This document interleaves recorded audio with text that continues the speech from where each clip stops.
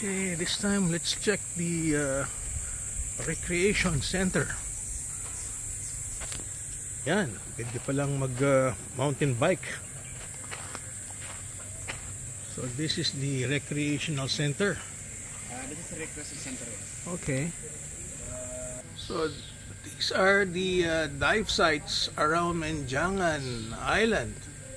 And this is the highlight of our trip. So I guess here you can rent horses.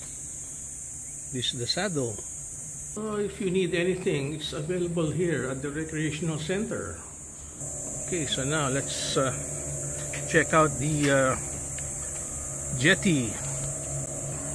Everything looks nice, especially that it's not a concrete jungle. You're actually here enjoying just the nature all around you. We had breakfast and there were monkeys while we were having breakfast. It's good that they didn't take our food. Okay, no, what do you have there? Ah, it's a massage. Massage, yes. Oh, it's a massage. Okay, massage for 2 people. Oh, nice. How much is to have a massage here by the beach? 500. Yeah. How much is that in US dollars? Oh, really nice, huh? You can hear the waves while you're having a massage. Oh wow, this is really nice. Oh, yes. Somebody's coming? Yes. Oh, okay.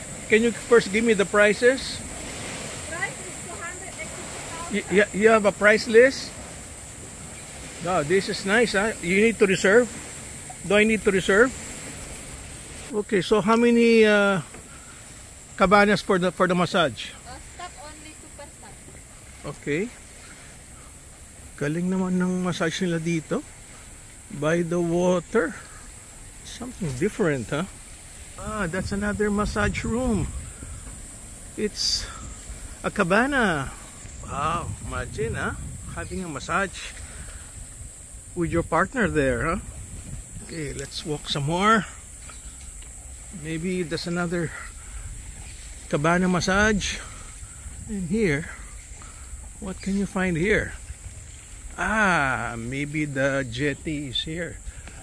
So this is really a cool place to have a massage, huh? Hopefully the monkeys don't massage you. Oh, ganda naman. Surrounded by mangroves. And there, you have a quiet, private beach. Just by yourself. And just listening to those waves. Wow. Ganda. Oh wow, you can just have your coffee here while waiting for your massage. Grabe naman. Ganda ng ginawa ng resort dito. So now, we still haven't seen the jetty yet. So we'll need to look for the jetty. And that's where you get the boat for scuba diving. Wow. Ganda. Okay, dito pala yung mga water sports. Pwedeng mag-kayak. Lataran Private Cruise Jetty. Yan, diretso na sa dagat. Sa Menjangan. That's the island. Save our corals. Nakalagay dito. Yes, you need to save the corals. Ah, ito pala yung jetty. Okay. Ang ganda ng private beach.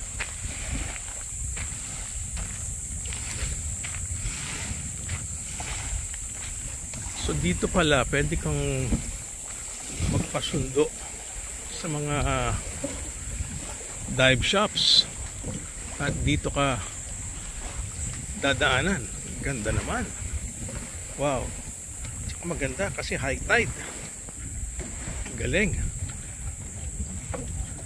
Yun nga lang ang problema sa kanila. They don't have a boat. So you need to take a boat from another dive shop. Yes, it's very, very nice.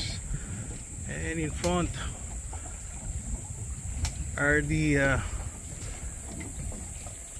other resorts. Ganda, oh. Backdrop ng mountains from the jetty. Yun, may there's a small bay. I can see a small bay at may mga boats. Ganda pala rito. May mga tents na yan. May mga tents. Yes. Fantastic place here in Menjangan Island. No, this is not island. This is the protected forest.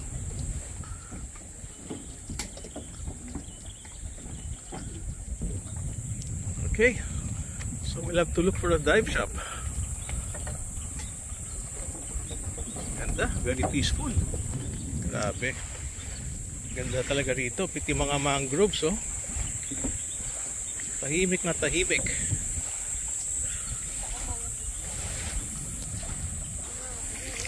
Wow. Ha? Umalon. Eh, di marunong ka naman mag-swimming eh. Di ba? Kung mahulog ka, di langoy ka lang. Ganda, oh. Ganda talaga rito. Okay, it's time to chill.